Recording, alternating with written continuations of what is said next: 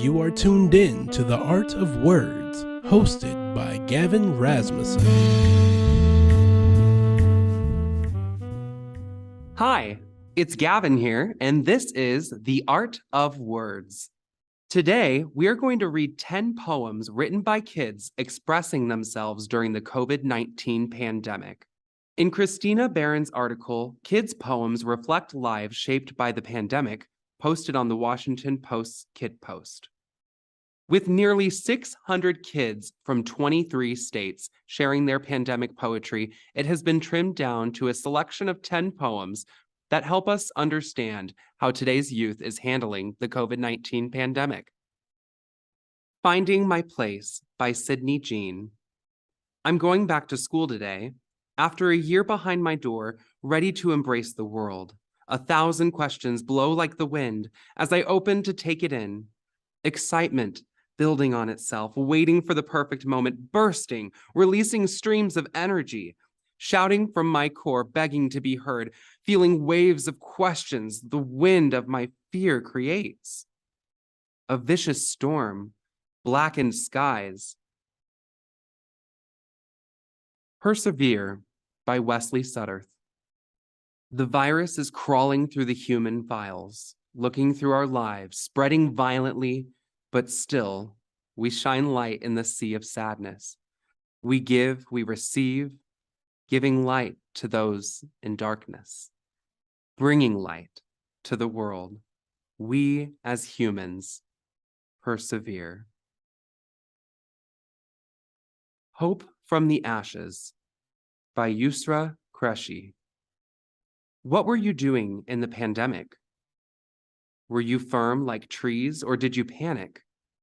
A disease that spreads person to person, and the cases get worse and worse, and the world feels smaller and smaller, but we cannot be discouraged.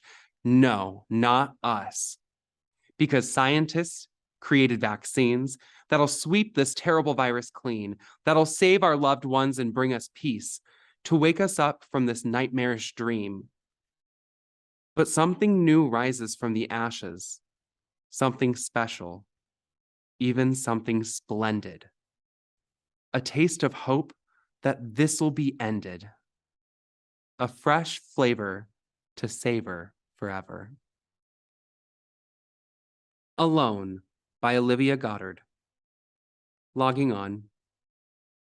The blue light pierces my eyes. Silence. I don't know who my classmates are. They're reduced to mere initials on a screen. I can't remember their names, and I've never seen their faces. I rarely hear their voices. There are barriers, cutting off connections and dividing people, like a prison, each person trapped in their own cell, desperate to get out, to escape. But we're stuck here, faceless, silent, alone. A Day in the Year by Bobby Golden. My eyes are open. The sun is now rising, the perpetual quiet, tranquilizing. I get dressed and washed for almost no one. A full day is ahead, another slow one. Logged into Zoom, I study my reflection, my camera's off, to hide my complexion. I cover my eyes with my new blue light glasses and slowly and grudgingly attend all my classes. Tomorrow's the same, our lives on repeat. The sun's at last set, another day is complete. My pilot stays lit, but no gas is provided. Stay hopeful, stay sanguine, till this all has subsided. Convictionary by Zhu Lang. New words swim around my head. I test them out in my mouth, feeling my tongue fold and twist, my mouth opening and closing. Quarantine. Quarantine. Noun. A strict isolation imposed to prevent the spread of disease. Open mouth, close it. Feel the thud the deep gravity of the word. Lockdown, social distancing, Zoom, virus, pandemic. The words mean no to friends, no to hugs, no to parties, no to classes. The word means yes to masks, yes to struggle, yes to wishes, yes to wanting, yes to trying, yes to perseverance, and always to hope. Homeschool at Grandma and Granddad's by Samantha Iadarola. Working at the kitchen table while we learn about fairy tales and fables. There's no yellow school bus, just Granddad to come get us. We learned about mysteries, also some history. I read a biography on RBG, and how cool was she? We go down the basement to eat our lunch. Then we munch and munch and munch. Grandma comes and kisses me on the head. I love you and good job, she said. Happiness by Aaliyah Ramirez Skolnick. Good morning, January. I breathed in clear, crisp winter air. Hello, February. I watched a meteor shower. 11/11. Make a wish. March. I walked outside and saw the growing green grass.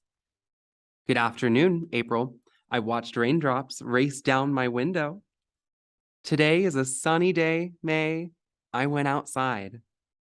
Good afternoon, June. It was hot out, so I ate ice cream. It's 3 o'clock, July. I saw a butterfly. Hey, August. I looked at the stars. How are you, September? I gazed at a lake as birds flew above my head. Good evening, October. I watched the autumn leaves fall. What's up, November? I watched a spider crawl.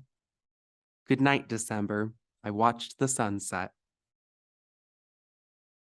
Light in the Dark by Fiona Motes. When the world hit the bell that dinged at danger, and the people faced massive destruction, we knew that good things end, but so do the bad. If you close your eyes, you can see a gap in the dark, and you know that light is never really gone as long as you believe. And we all have our voices, and I still have pancakes with my family on Saturday mornings. Perseverance by Amelia Munoz. Perseverance came on the scene, giving us hope before a vaccine. The rover lit the way through the pandemic so that sorrow wouldn't stay. Thanks to the NASA team and their perseverance, I watched the rover land like a dream, showing that people could reach for the stars. That's the story of COVID and Mars. Thank you for watching today's episode on pandemic poetry from children. As school is back in session, be sure to get vaccinated and stay safe. I'm your host, Gavin, and you can tune in next week for another episode of The Art of Words. This has been The Art of Words, hosted by Gavin Rasmussen. If you'd like to leave suggestions, email us at ewcfacts@gmail.com. That's ewcfacts@gmail.com. This has been an EWC Communication production.